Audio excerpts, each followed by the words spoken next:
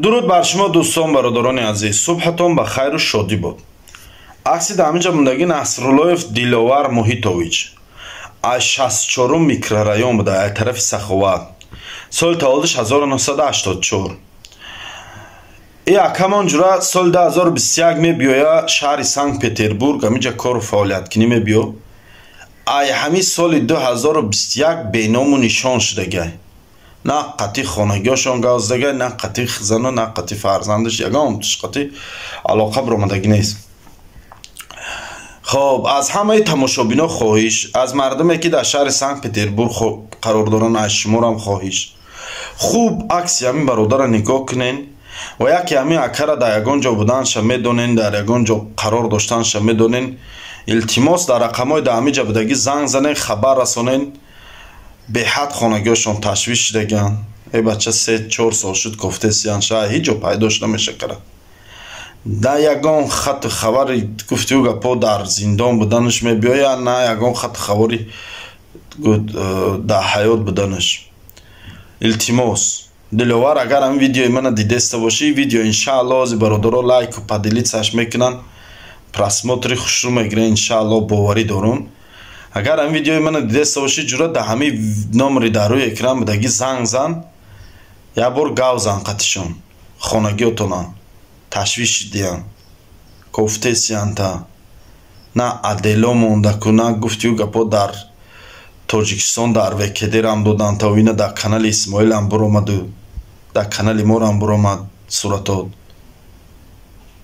لسه اگر ساق سلامت باشید زن زن یا خبر رسان خانگی اتونه تشویش نکن. الله یارو مددگار تان. بعد چی گفتنیم بچه های یاش چندین سالا شاعر گفته که لعنت به کسی که از وطن کنده شود افتد به غریبی و به کس بنده شود.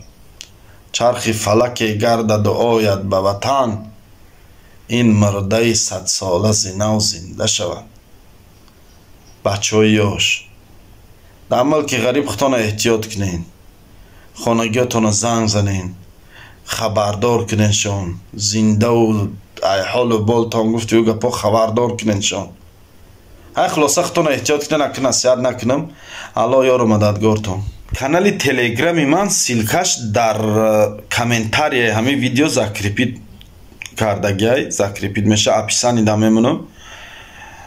همی بسیاری همی آدمای گم شدگی و چی پیدا میشن، من بعد در همون تلگرام خبر میرسونم، یا که یکم اواریای وزبین میشه، یکم حالتایی که همین صورتای دهشتناکه و توی گپا روی آدم شناخته نمیشه. من خیلی صورتا رو در تلگرام میپرتم.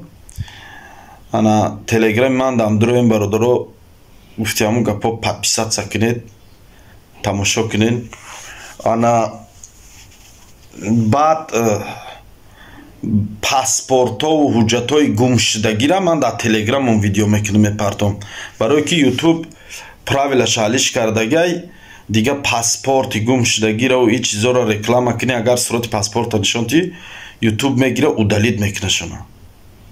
مثلا نه یک از پاسپورت چه گم میکرد پیش دیاتون باشه، من میگفتم این فلانی حجتاش در فلان جا گم کرده، این صورتای حجتاش گفته ویدیو میکردم که همون صورتا را دیگه نشان داده نمیشه در یوتیوب، برای همین در تلگرام میپرتم این چیزا را.